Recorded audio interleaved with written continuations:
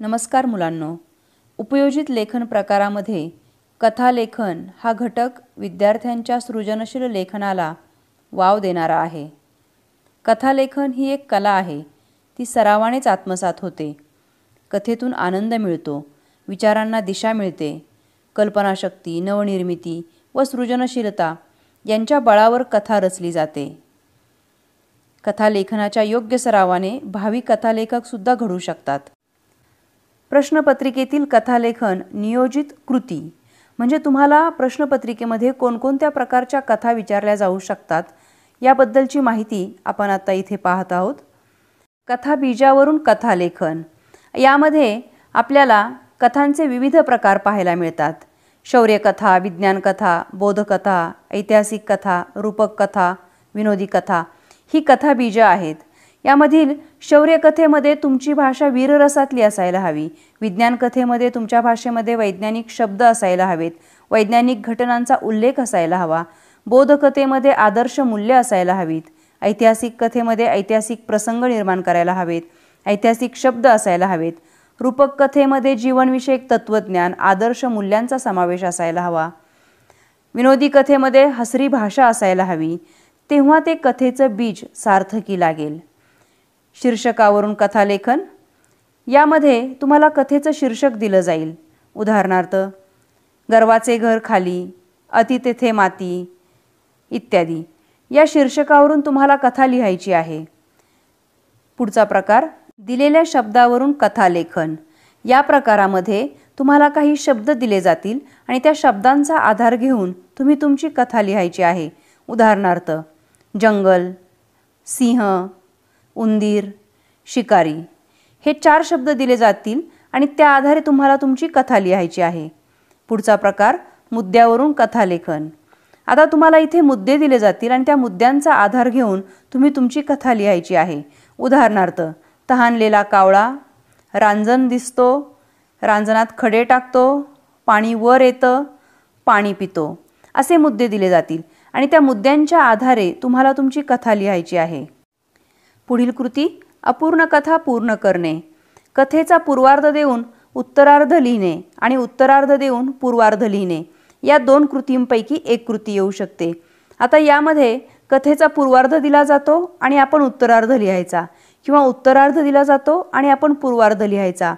ही कथा लिहित असताना अतिशय महत्त्वाची काळजी घ्यायची ती म्हणजे पूर्वार्ध दिला असेल आणि उत्तरार्ध लिहायचा असेल तर ती कथा लिहित असताना पुन्हा पूर्वार्ध लिहिण्याची गरज नाही किंवा उत्तरार्ध दिला असेल तर पूर्वार्ध लिहिताना उत्तरार्ध लिहिण्याची गरज नाही.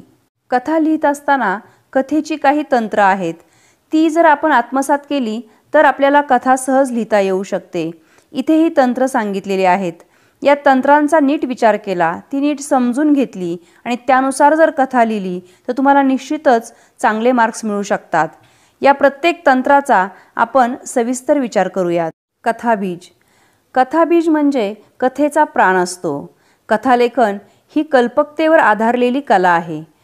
ज्याची कल्पनाशक्ती उत्तम, ज्याचं वाचन भरपूर, तो उत्तम कथा लिहू शकतो. आता ही कथा लिहित असताना त्या विषयास अनुसरून भाषा असायला हवी. आपल्याला कोणतं कथाबीज विचारलेलं आहे ते लक्षात घेऊन त्याला अनुसरून तशा भाषेचा वापर कथा लिहिताना करायचा आहे. यासाठी दैनंदिन निरीक्षण, वाचन, अनुभव, सृजनशील कल्पना, तर्कसंगत विचार या सगळ्यांचा उपयोग करून कथाबीज फुलवायचा आहे. कथेची रचना. जेव्हा आपल्याला कथेचा विषय दिला जाईल तेव्हा आपली संपूर्ण कथा कशी असेल याचा विचार आधी करायचा आहे. तिची पूर्ण रचना मनामध्ये आखायची आहे. आपली कथा 80 ते 90 शब्दात होणार आहे, 4 ते 5 परिच्छेदात होणार आहे याची काळजी घ्यायची आहे. प्रत्येक कथेला प्रारंभ, मध्य आणि शेवट असतो आणि त्यानुसार आपल्याला कथा लिहायची असते हे प्रत्येकाने आधीच ठरवायचं. आता सुरुवातीमध्ये काय लिहायचं तर आपली सुरुवात ही नेहमी आकर्षक असावी. त्यामध्ये स्थळ, काळ, मुख्य पात्रांचा परिचय व्हावा जेणेकरून आपल्या कथेमध्ये आतमध्ये काय असेल हे सुरुवातीला परीक्षकाच्या लक्षात येतं. मध्यामध्ये संवाद फुलवत न्यायचा आहे. कथा जी आपली आहे त्याचा आशय पूर्णपणे मांडायचा आहे. इथे वाक्यांची रचना पाल्हाळीक ठेवायची नाही, आकलनपूर्ण छोटी छोटी वाक्ये असावीत. कथेचा मजकूर सातत्याने उत्कंठावर्धक असावा. कथेतील आशयाला काहीतरी वळण असेल तर कथा उत्कंठ वाढवणारी असते. कथा नेहमी भूतकाळात लिहायची आहे. या आशयामध्ये संवादशैलीचा वापर असायला हवा. उपमा किंवा इतर कोणतेही अलंकार असतील त्या अलंकाराचा वापर करून भाषा सुंदर करायची आहे. वाक्प्रचार, म्हणी, शब्दप्रयोग करायचे आहेत. अशा वापराने तुमची कथा निश्चितच आकर्षक होते. कथेचा शेवट. कथा कशासाठी सांगितली आहे? कथा तुम्ही का अशा पद्धतीने मांडलेली आहे? कथेचा गाभा काय आहे याविषयी या शेवटच्या पॅरेग्राफमध्ये लिहायचं आहे. हा शेवटचा परिच्छेद तुमची कथा एका वेगळ्याच उंचीवर नेऊन ठेवतो. तुमच्या कथेची सुरुवात, मध्य आणि शेवट यामध्ये सुसंगतपणा असणं अतिशय आवश्यक आहे. कथेतील घटना व पात्रे. कथाबीजानुसार कथेतील पात्रे व घटना निवडाव्यात. आपल्याला कुठल्या प्रकारची कथा विचारलेली आहे हे आधी लक्षात घ्यावे आणि त्यानुसार आपली पात्रे निवडावीत. त्यानुसार आपल्या घटना रचाव्यात. घटनांचा योग्य क्रम असावा की जो कथाबीजाला पुढे नेऊ शकेल. घटना घडण्याचे स्थळ सुसंगत निवडावे. जर तुम्ही ऐतिहासिक कथा लिहिता असाल तर डोंगर, दऱ्या, किल्ल्यांचा तिथे उल्लेख यायला हवा. पात्र, घटना व स्थळांच्या वैशिष्ट्यांचे बारकावे जाणून घेऊन वर्णन करावे. प्रसंगानुसार वातावरण निर्मिती करावी. एखाद्याला कथा वाचताना ती कथा आपल्यासमोर घडत आहे असे वाटायला हवे. यासाठी वर्णन चित्रदर्शी असावे. कथेतील संवाद व भाषा. कथेत निवडलेल्या परिसराला, कथाबीजाला अनुसरून कथेची भाषा असावी. कथा लिहित असताना अलंकारिक शब्दांचा वापर करावा. कथेमध्ये वाक्प्रचार, म्हणी यांचा सुयोग्य वापर करून कथेची परिणामकारकताही वाढवता येते. विरामचिन्हांचा योग्य वापर करावा. संवादाची परिणामकारकता वाढवायची असेल तर तिथे विरामचिन्हांची खूप आवश्यकता असते. पात्रांच्या तोंडी पात्रांच्या वैशिष्ट्यांच्यानुसार भाषा असायला हवी.